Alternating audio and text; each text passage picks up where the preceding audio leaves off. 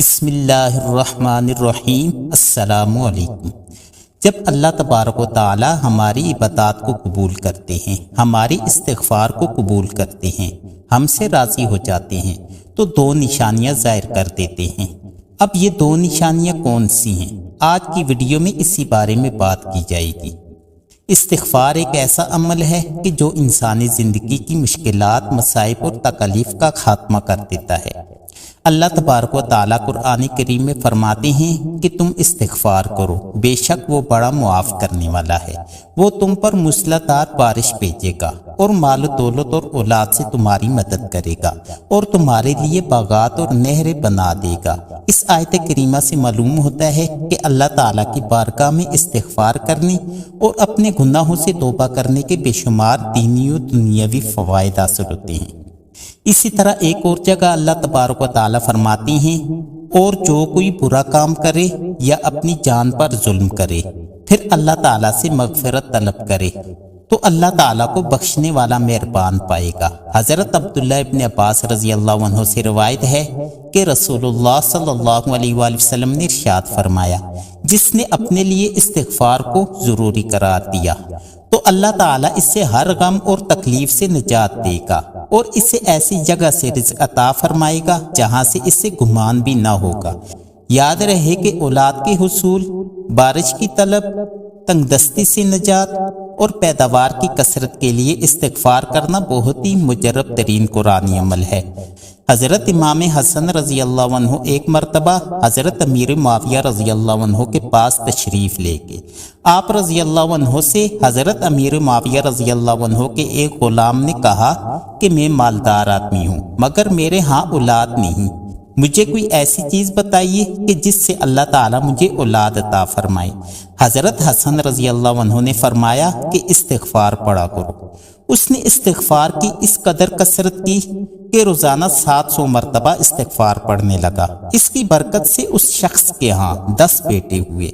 اسی طرح حضرت حسن بصری رضی اللہ عنہ کے پاس ایک شخص آیا، اس نے بارش کی قلت کی شکایت کی۔ دوسرا شخص آیا، اس نے تنگ دستی کی شکایت کی۔ تیسرا شخص آیا، اس نے نسل کم ہونے کی شکایت کی۔ چوتھا شخص آیا، اس نے پیداوار کم ہونے کی شکایت کی۔ تو حضرت حسن بصری رضی اللہ عنہ نے سب کو استغفار کرنے کا کہا۔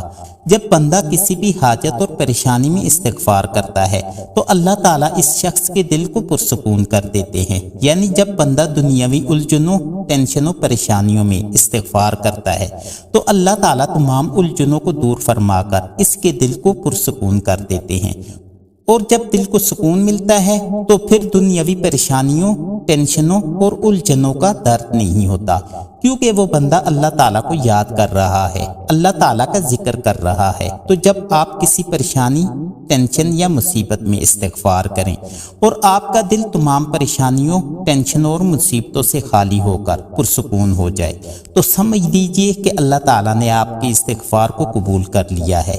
تو استغفار قبول ہونے کی پہلی نشانی یہ ہے کہ استغفار کرتے ہوئے دل کو سکون ملے اور پریشانیاں ختم ہو جائیں۔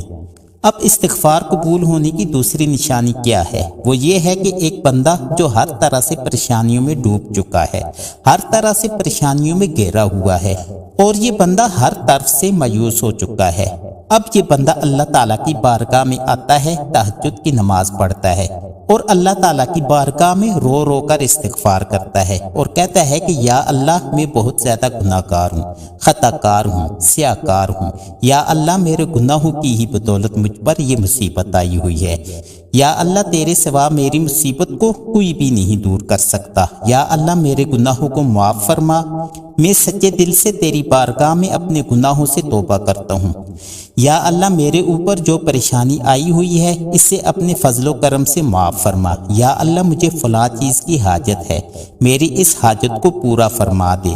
تو اللہ تعالیٰ اس شخص کو دوسری جو چیز عطا کرتا ہے وہ یقین عطا کرتا ہے، یعنی اس شخص کو یقین ہو جاتا ہے کہ میرا اللہ میرے ساتھ ہے، میری پریشانیوں، ٹینشنوں کو صرف اور صرف میرا اللہ ہی ختم کر سکتا ہے۔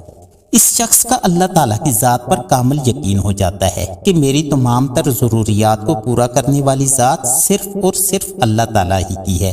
تو جب بندہ اللہ تعالیٰ کی بارگاہ میں استغفار پڑھتا ہے، نماز تہجد ادا کرتا ہے، اللہ تعالیٰ کو یاد کرتا ہے اور اللہ تعالیٰ سے دعائیں مانگتا ہے، تو اس شخص کے دل میں اس بات کا یقین کامل پیدا ہو جاتا ہے کہ حاجت روا اور مشکل کشا صرف اور صرف اللہ تعالیٰ ہی کی ذات ہے، اور اللہ تعالیٰ مجھے اس مصیبت میں نہیں چھوڑے گا، میرا اللہ میرے ساتھ ہے۔ تو اگر آپ کسی مصیبت اور پریشانی میں اللہ تعالیٰ کی بارگاہ میں گڑ گڑا کر استغفار کرتے ہیں اور آپ کے دل میں اللہ تعالیٰ کی ذات کا پختہ یقین پیدا ہو جاتا ہے کہ میرا اللہ میرے ساتھ ہے، صرف اور صرف وہی میری پریشانی اور مصیبت کو ختم کر سکتا ہے، اور اللہ مجھے اس مصیبت میں اکیلا نہیں چھوڑے گا، تو یہ یقین دل میں آ جانا استغفار کے قبول ہونے کی دوسری نشانی ہے۔ اور جس شخص کے دل میں یہ دو چیزیں اگر آ جائیں، نمبر ایک، جب وہ کسی پریشانی میں استغفار کرتا ہے تو اس کے دل میں سکون پیدا ہو جاتا ہے اور اس پریشانی کا غم ختم ہو جاتا ہے۔ دوسرا، اس سے اللہ تعالیٰ کی ذات پر پختہ یقین ہو جائے تو پھر چاہے کتنے ہی مشکل حالات آ جائیں، کتنی ہی آزمائشیں آ جائیں، کتنی ہی ٹینشن اس کی زندگی میں پیدا ہو جائے، اس کے پاؤں کبھی بھی نہیں ڈگمگائیں گے، کیونکہ اس کا اللہ تعالیٰ کی ذات مبارکہ پر پختہ یقین ہو چکا ہے۔ اور دوسرا یہ کہ عبادات کرنے سے اس کے دل میں سکون پیدا ہو جاتا ہے، وہ بندہ مشکل حالات سے نہیں گھبراتا، ہر قسم کے حالات میں اس کا توکل، بھروسہ اور یقین صرف اور صرف اللہ تعالیٰ ہی کی ذات پر ہوتا ہے۔ بعض لوگوں کے ذہن میں یہ سوال پیدا ہوتا ہے کہ دن میں کتنی مرتبہ استغفار پڑھنی چاہیے، تو سامعین مکرم، اس بارے میں شریعت نے کوئی بھی مقدار مقرر نہیں کی، آپ آسانی کے ساتھ جتنی بھی استغفار پڑھ سکتے ہیں پڑھیں۔ ایک دن کے اندر 100 مرتبہ پڑھ لیں، لیکن روزانہ پڑھیں۔